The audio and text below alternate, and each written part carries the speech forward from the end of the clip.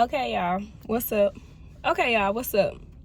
Welcome back to my channel, Unfiltered Gemini. I'm Mitch, and today we're going to talk about the Netflix documentary.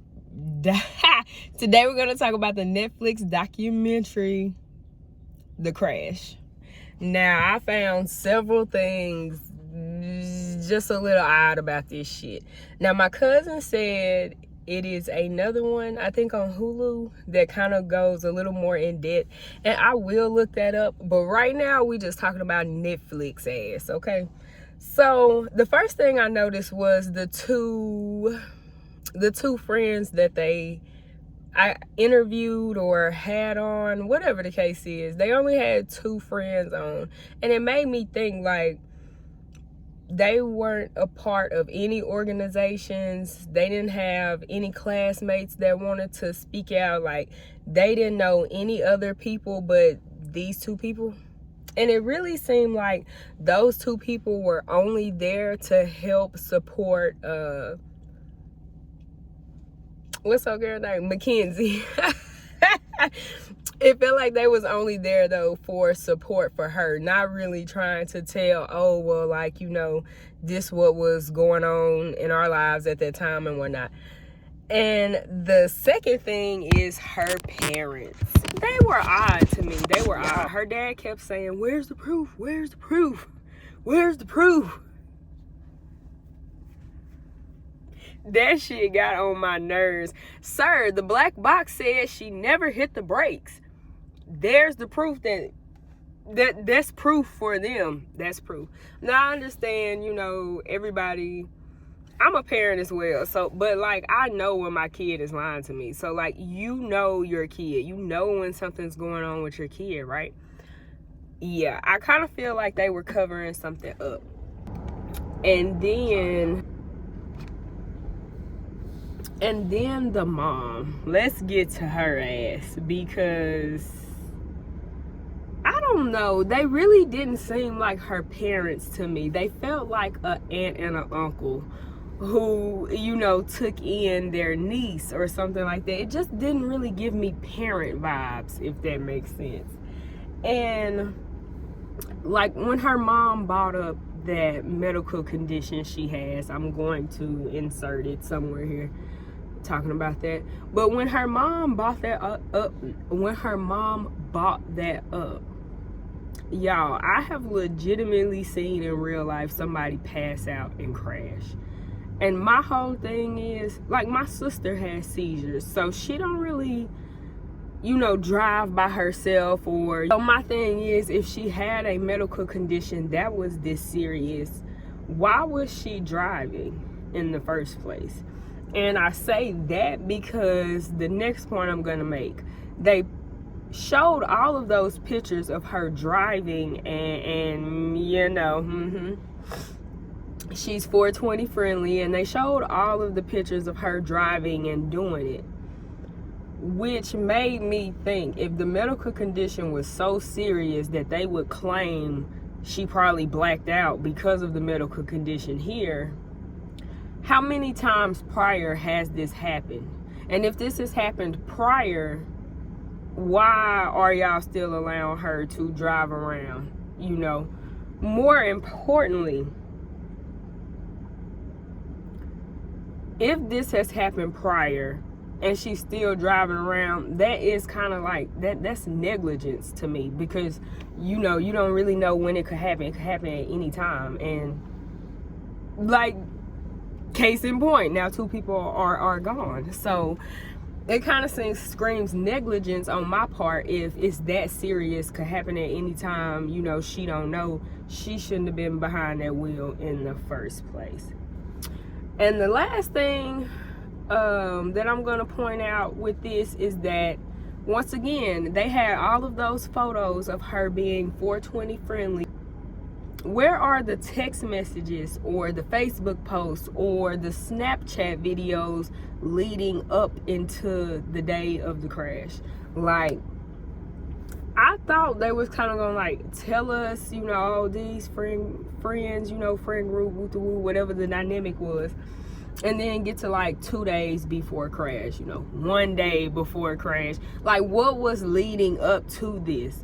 I feel like they didn't do enough information on that. And it don't seem like they ran through the boys' phones either. And I do recall,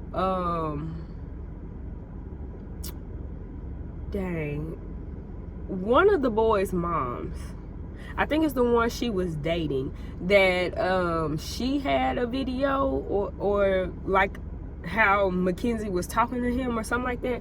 But that was like the only little piece of evidence that they really said something about. And I'm just like, how is it that, you know, they didn't run through their phones or nothing like that? It just really seemed suspicious to me. Like it wasn't really trying to get investigated or be investigated. Like Charlie Kirk. Anyways. Different video for a different day. And I swear, with my own 2 eyes, y'all, I seen her at least 2 times want to smirk as she was talking to the camera. And it's just like, because I'm a person that, I'm just gonna say it, I have been in a serious situation at one point in time, and the other person was very serious. I mean, everybody around could tell, and I busted out laughing. Now, I don't exactly, I mean, we were having a good time prior to that situation taking off. So I do understand, like, some people will laugh or something to deal with things, but it was the kind of smirk she had, y'all. Like, that kind of, like, it was like she knew what she had did, but she has to play like she don't remember, like she don't know. Like, it was there though. It was there, and I do believe I caught it like 2 times, but I want to say I seen it at least 3 or 4 separate times in that short period that she sat down and talked to the camera. I mean, I feel like she should have had some more to say.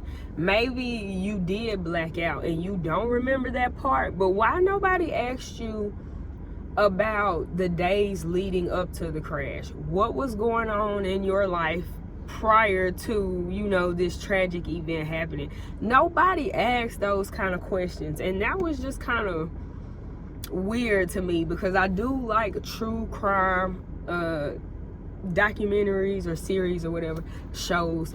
I do like Forensic Files. I be all on that type of shit. So I mean, it just seems weird that this is a real life, or was a real life investigation, and what was going on days prior to the crash ain't even been brought up. Now, like I said, my cousin did say that there's another documentary covering it, and maybe that part's in there, so I'm going to look it up, and if it's something, you know, different or something that might change my mind, like, I guess I'll give y'all an update with that.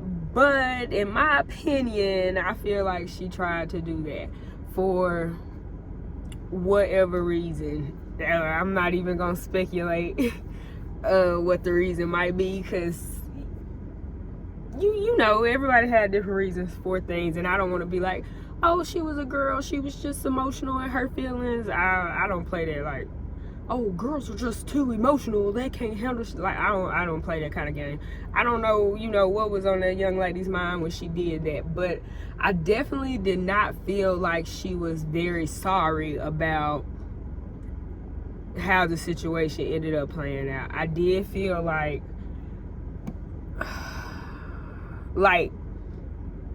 maybe she didn't mean for them to die. Like, maybe she was just trying to scare them or something like that. I can't really say, because I'm not in her head, but it didn't really feel like she was so shaken up, or not shaken up, but, you know, devastated by her actions, I guess. Maybe devastated is too much of a strong word, but yeah. So those are my thoughts on it. I don't really know how long this video will be, probably 9 or 10 minutes. I am new to this. I'm just trying to get my feet wet, get my channel started. So yeah, if whatever you want to say to me, like, comment, subscribe. See y'all later.